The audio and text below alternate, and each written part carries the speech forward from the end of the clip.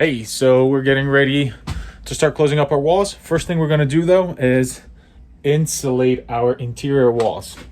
I say insulate. Really what we're doing here is soundproofing.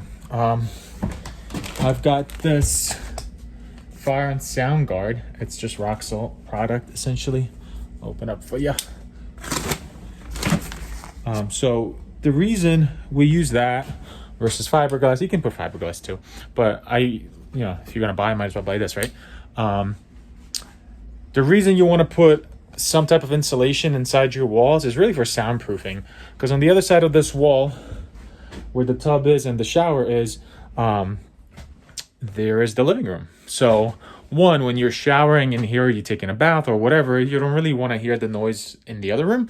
/ in the other room, you don't really want to hear the noise of the water running or anything like that, or somebody pooping.